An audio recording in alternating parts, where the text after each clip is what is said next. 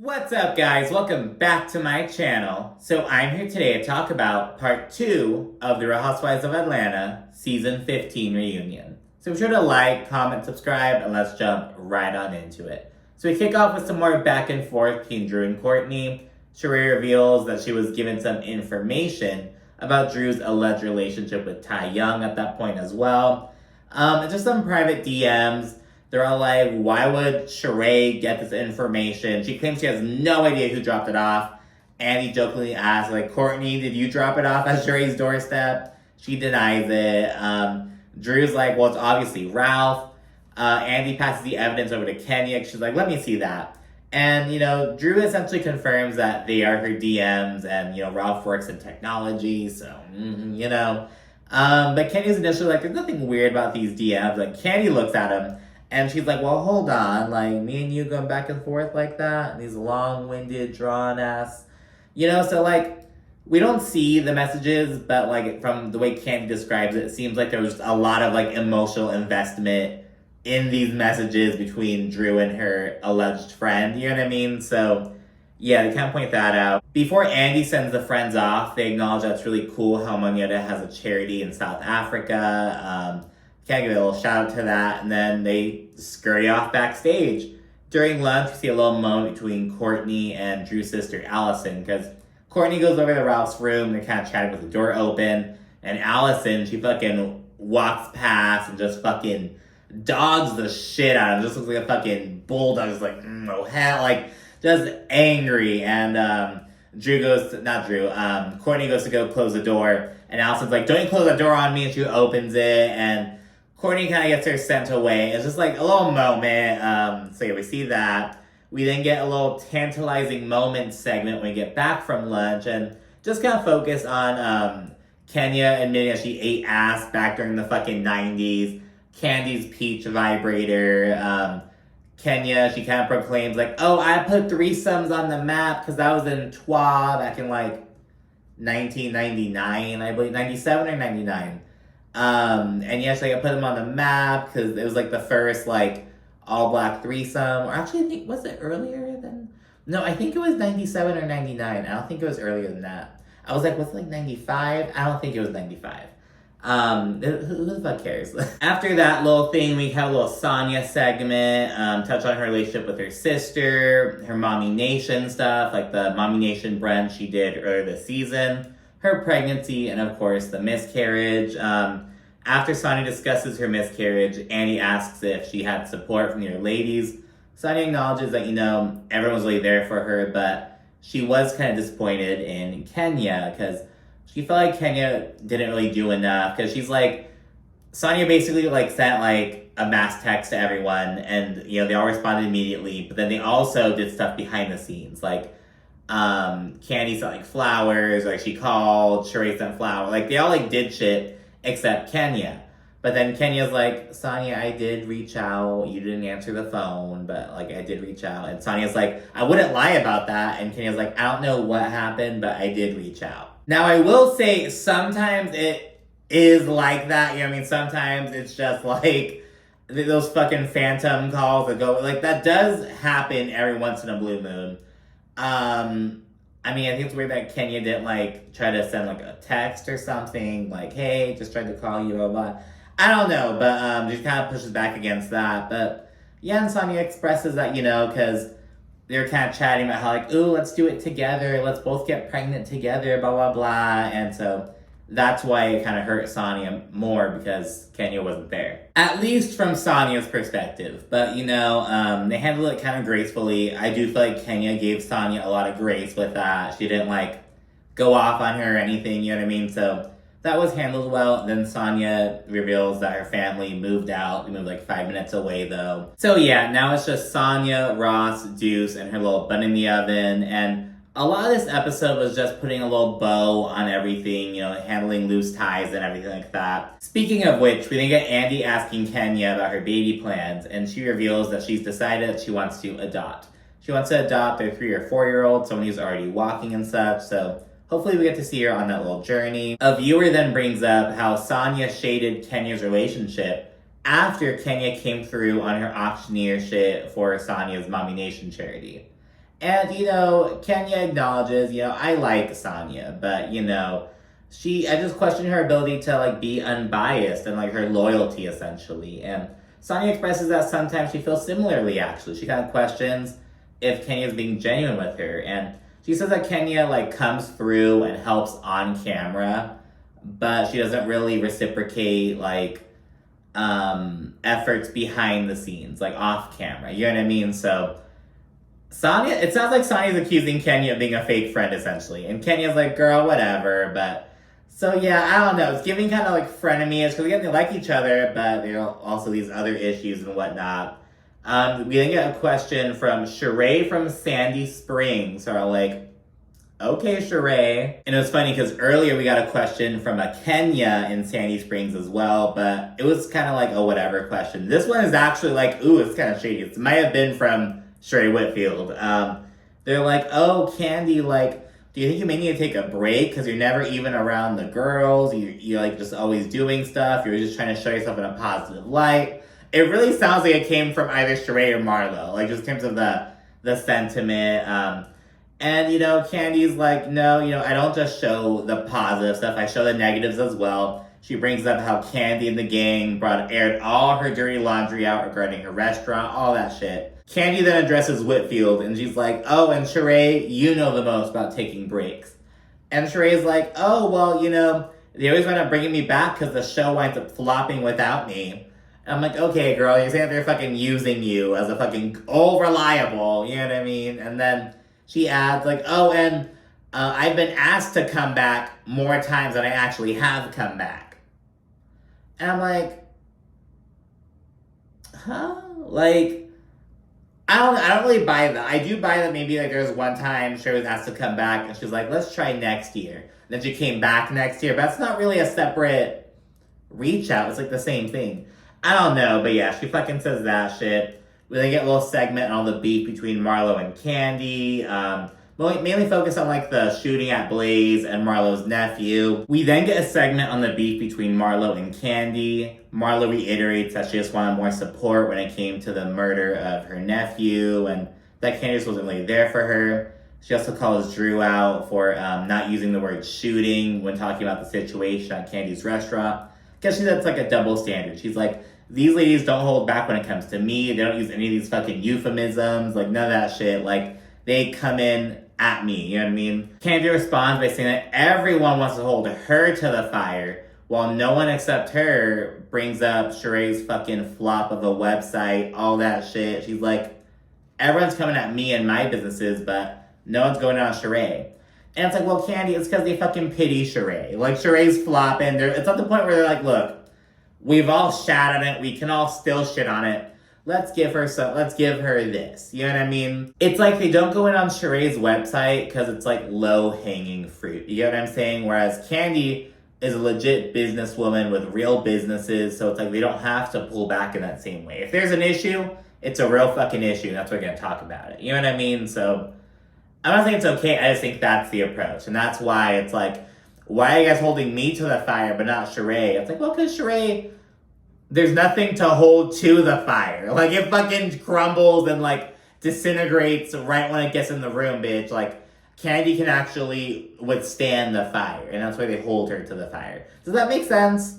I don't know. It makes sense in my head, but I don't know if it makes sense out loud. Just Valley Girl things. But anyways, Candy then says that Marlo's jealous of all that she has going on, but Marlo's like, oh, hell no, I want a soft life. You work way too hard for me, which I respect and I do believe. I don't think Marlo's jealous of Candy per se. I do think that she has this weird, like, I don't know, resentment, but like this weird, she's got something going on with Candy. I wouldn't call it jealousy, though. You get what I'm saying? Drew then chimes in and says that Marlo should have just addressed her issue with Candy. Because remember, Marlo, like, took it out on Drew a little bit. But Marlo tries to shut Drew down. She's, like, worried about your marriage, blah, blah, blah. Drew responds by telling Marlo to get a husband. And Marlo, she tells her to get a wife in turn. I was like, oh, my gosh. Just, ba, ba, ba, ba. Drew then accuses Marlo of looking for a moment. And it's like, Drew, you've been looking for a moment since the moment you've got here, bitch. You've been scrambling with your little fucking props and shit Not to, but she brings another fruit out in a second anyways. That's like, where is Drew storing all these fruits? It reminds me of that fucking clip with Monique. But I brought a token of my appreciation. What am I gonna do with a titty apple? As Marlo and Candy are going back and forth, Sonia attempts to mediate, but Candy shuts that shit down. She's not having it. She and Marlo then agree they can kind of keep things cordial as they just move forward. It's basically just like, you know, we can respect each other, we can be around each other, we can work together, but we're not going to be best friends. So, you know, whatever. We then get Mr. Ralph Pittman. He joins the set. And it is super fucking awkward as Drew tries so hard to keep it together. This bitch is like breaking her fucking neck to not look at Ralph. She's not saying a word when Andy asks her how she's feeling. It's just like so fucking awkward. There's a segment on Drew and Ralph's marriage. They kind of touch on how, like, at the start of the season, Drew was like, we're working together on this song. We're the best we've ever been. To seeing all their issues pour out. Afterwards, Drew hands Andy a peach, and she's like, can you hand this to Ralph? It's what he's here for. And she keeps asking, like, why are you even here? I don't know why you're here. I'm like, Drew, he's here because he's basically a major part of your storyline, bitch. The reason I'm not saying he's your entire storyline is because you also brought us, you know, your music ventures, the shit with Candy on the past, and also the stuff with your sister. I'll give you those things, but you know what I mean? Like, the Ralph shit is a big part of your storyline. Now, Drew gave us a lot of storyline this season. I'll give her that. You know what I mean? She gives us a lot more than others. Over on Miami with Lisa Hochstein, her divorce was all of her fucking storyline, which is fine. She has enough to fucking coast by on that. You know what I mean? Like, when you're going through a divorce, you're able, on the Housewives at least, you know, you're able to just, like, you have a free one-season pass. It's like, girl, you just fucking make that your whole thing. But Drew didn't do that. You know, she's focusing on her acting career, so with her sister, she had a full basket. So that's why Ralph's here. He's a major part of the story, Drew. But yeah, she's like, I don't even know why you're here. You're here because you want a peach. Basically accusing him of being a Peter Thomas. And I wouldn't say that Ralph's a Peter. Ralph is a big old asshole. And that's a big old thing. Ralph was playing it so crafty at the fucking reunion. He was coming off so well. Coming up as a mature one. Drew was kind of losing her cool, but it's like she's just frustrated how he's playing the game, how he's coming off on the fucking stage versus like behind closed doors, all that shit. So, but yeah, it's really fucking tense on stage. Drew continues throwing a fucking fit of Ralph being there the whole fucking time, so he's finally getting his moment. I'm like, honey, Ralph has been getting his moment as long as you've been getting your moment, to be honest. Like, Ralph and Drew, once he came on the show, Ralph has been having just as many fucking moments. You know what I mean? So, Drew's just fucking out of it. Again, Drew's kind of delusional. Ralph, he's there to show his good character following all the libel, he says. Drew confirms that they haven't told the kids about the split. And I'm like, oh my god, are you kidding me? You haven't told the kids about the split? Like, not even Josiah? Like, he's old enough to, like, figure that shit out on his own, you know what I mean? But I don't know, girl. And that's another thing. Drew was acting so hot and bothered seeing Ralph, breaking her neck to not fucking look at him as though it's, like, the first time she's seen him. And it's like, you guys are still living together under the same roof. Like, now, granted, you know, they may not be seeing each other a lot. They may be kind of, like, doing their own thing, essentially. But you're still in the same house. You're much closer for comfort than you should be at this point. And you're acting like it's like the first time you have to be this close to him. It's like, girl. So yeah, Drew then claims that she believes in the sanctity of marriage and she protected Ralph by not bringing certain things to the show, though she refuses to specify. And it's like, okay, well, we can't really do shit with that now, can we, Drew? They both say that they're faithful during their marriage, and I wouldn't be surprised if they're both lying. Ralph comes off as more mature, as I mentioned, but Drew, she said that he's just playing in her fucking face. And, you know, there's a lot of focus on who initiated the split. Ralph is like, just know that I'm the one who asked for the divorce. And Drew's like, you only asked for a divorce because you knew that I was going to go file. Then tells her how they're racing to the court. And Andy's like, what's the big deal on who filed? And I'm like, what do you mean the big deal? What's the big deal on who filed? It's like, who broke up with whom? Like, you know what I mean? Like, it's a major fucking deal. It's been a big deal since, like, the fucking playground. You know what I mean? It's like, It is. You know what I mean? Like, who's the one who initiated it? Now, they may have both fucking been on the road to it, but it's at the very least an ego thing. So, Lisa Wu, when she was meeting with Sheree earlier this season, she mentioned how, like, her ex-husband found out that she was going to file for divorce, so he filed first. Just to fucking feel good about it. Like, I broke up with you. So juvenile, but it is fucking real. So, Andy, it's like, that's what it is. You know what I mean? At that point, Drew accuses Ralph of teaming up with Mimi Faust to spread the rumors about her and Ty.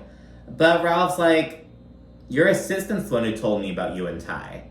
The big dude, Danny, who she was working with on the set of The Pass. And Drew's like, no, it wasn't him. Don't slander his name like that. But then Candy, she's like, oh, he told a lot of people. That's how I found out about it as well. And then someone else, I think it was Sheree, she also confirms, no, it was Marlo. Marlo's like, yeah, he's been talking. So yeah, they're all saying it. Kenya's like, Drew, if everyone's saying it to him, it's obviously him. But Drew's adamant about how, no, it's Ralph. I'm telling you guys, it is Ralph. Don't throw dirt on this guy's name. It is Ralph. He's blaming on him. And it's so tricky because, you know, Drew, this has been an ongoing thing with Drew and Ralph in their household. It's like they allow all these fucking people into their home, and a lot of them aren't good people. You know what I mean? Like, they want to try and take advantage of them, throw dirt on their name, spread gossip. I don't think it's that far-fetched, you know what I mean? Because Danny was described as Drew's, like, on-set assistant. So I kind of wonder if he has any affiliation with Candy at all, or if Drew is the one who hired him. I'm not completely sure, to be honest. But yeah, talk about that. But again, Drew is adamant that it wasn't her assistant, but I wouldn't be surprised, to be honest. Drew then whips out a screenshot of some lady sliding into Ralph's DMs. The lady was like, oh, when are you gonna give me that dick again? But Ralph didn't respond or some shit like that. Ralph says that it was a catfish, someone trying to set him up, and I'm not sure, girl. Anything's possible, bitch, at this fucking point. I'm just on the fucking ride. Fuck, I don't even know. Drew then says she hoped that Ralph would do right. Jay's here embarrassing her again. And so, well, girl, why would he do right by you now? Drew eventually says, oh, I've been dealing with this shit for years, and I just can't believe you're still doing it to me. I'm like, really? Why would he change his stripes now? Especially now he's, like, going through a divorce with you, because, like, you know, like, this is the time where he, like, quote-unquote, like, could, like, have this sentiment. You know, you guys are breaking up. He's not, like, you guys aren't on good terms as a happily married husband and wife. You know what I mean? So it's like, why would he go out of the way to, like, suddenly start giving you respect? Suddenly start respecting you as a person and fucking, like, not being this fucking asshole. Why would he suddenly start doing that? Like, that's the thing. Drew is, like, inching closer to, like, getting it, but he's still fucking delusional. I can't believe you're still here embarrassing me. Really? You can't believe he's doing the same thing that he's been doing this entire time? Like, you can't believe it? Like, Drew. They then bring up the whole Chocolate City shit about how Ralph was going to Vegas to audition for that. Ralph claims, oh, I was there for a legit work trip, and the Chocolate City shit was like something on the side. We then see a video of him being like, showing off his like little name tag, like, oh, I'm here at this like expo, blah, blah, blah, blah, blah. I'm like, that is so planned though. Like, who the fuck does that? It was pretty funny, because while on the subject, Candy was like, well, let me just say, if you're going to do it, Ralph, you should do it during BravoCon, because I'm sure it would sell out. So, just some free game right there. Drew then acknowledges all the embarrassment she's faced over the years. She accuses Ralph of dumping evidence at Sheree's doorstep about her and Ty. Ralph's thing is that, like, you know, there's a lot of shit about you and Ty out in the streets, though. But Drew says that Ralph is the streets. She also accused him of claiming that he's been getting blowjobs all over the world. And Annie then brings up Courtney's adoption speculation, the shit she said on the hot mic moment. And Ralph's whole thing is like, look, you know, I'm never going to take a child away from a black father who is making an effort. Because his whole thing is like, you know, Josiah's father hasn't tapped out. He's making an effort. He's here trying. Drew talks to him all the time. And Drew tearfully confirms that, you know, he is making an effort. And Ralph, his whole thing is like, you know, I would never take a child away from a father who wants a chance, because I didn't have a father. Especially with another black man, I would never do that to him, never ever. So that's the whole thing about the adoption shit, which is consistent with what he said last season, at least. Drew then goes in on Ralph. She accuses him of like constantly letting her down, trashing her family, all that shit. She's like, you banned my sister, but Ralph's whole thing is, we both banned your sister. So yeah, he's throwing that at her. Drew's then crying at that point, and Ralph accuses her of acting before she storms off. She's pissed. She's like, fuck this shit. I'm not doing this shit right now. She stands up, storms off to the back. She's like, I don't take that shit at home, so why would I take it here? And I'm like, you don't take... So I'm here for this new Drew, but again, she's all like, oh, I'm surprised you're disrespecting me. Oh, I don't take this shit. It's like, you've been... Like, he's the same Ralph, doing the same shit. And it's like, you're acting all surprised that he's still mistreating you. And it's like, why would he stop mistreating you if he's not... He doesn't see a reason in it. You know what I mean? Because again, that's what he's been doing this entire fucking time. He has no incentive to, like, do otherwise. He doesn't care. And it sucks. And it's sad. And it's heartbreaking. But that's the reality. And it's like, it just sucks. You know what I mean? But her acting so surprised. It's like, Drew, like, he's being consistent with what he's been showing you. You were the one changing for the better. You're just leaving his ass behind. But it's like, you can't act surprised that he's gonna fucking do the same shit. It's, you know what I mean? But anyways, Drew's sister Allison comforts her. She then encourages Drew to bring up the PI. But Drew's like, I'm not gonna bring that up on TV. I'm like, well, it's there. We just don't have any elaboration, but it's there. She then reemerges as Ralph and Kenya are kind of chit-chatting. Kenya's basically kind of trying to set Ralph straight, and she was like, you know, you're siding with Drew's enemies. She wants you to be supportive, and she also points out the similarities between Mark and Ralph and whatnot. So Drew comes back out. Ralph says that he loves Drew, and, you know, he wants to see her happy, and he has always cared. And, you know, she confirms that, you know, she loves him as well. He's still her husband, but she seems to be over it. She's like, you know, in a perfect world, we would reconcile, but I feel like there are too many issues, and he's unwilling to work on them. The last few minutes are dedicated to Drew singing her new song called Throw Us Away. At one point, she's like singing directly to Ralph, fucking looking at him straight. Like, it's pretty fucking awkward. Ralph is then dismissed, and we end on a little peacemaker note, you know, because the set was staged after Portugal and Sheree, her bullshit peacemaker, blah, blah, blah. And that's the end of the reunion. So, yeah, this episode wasn't the part one was definitely way better in my opinion. This one was kind of like, again, just kind of putting a little bow on everything, just kind of wrapping up loose ties and whatnot. But that's it for this whole season. Thank you so much for sticking around, and stay tuned for more. Not more from Atlanta, of course, but, you know, we're also doing New York City, Salt Lake City, and Orange County. And soon to come, we don't have any dates yet, but, you know, Potomac and Miami have to be right around the corner. Who knows? So anyway, thanks so much for watching, and stay tuned for more. Thanks again. Bye.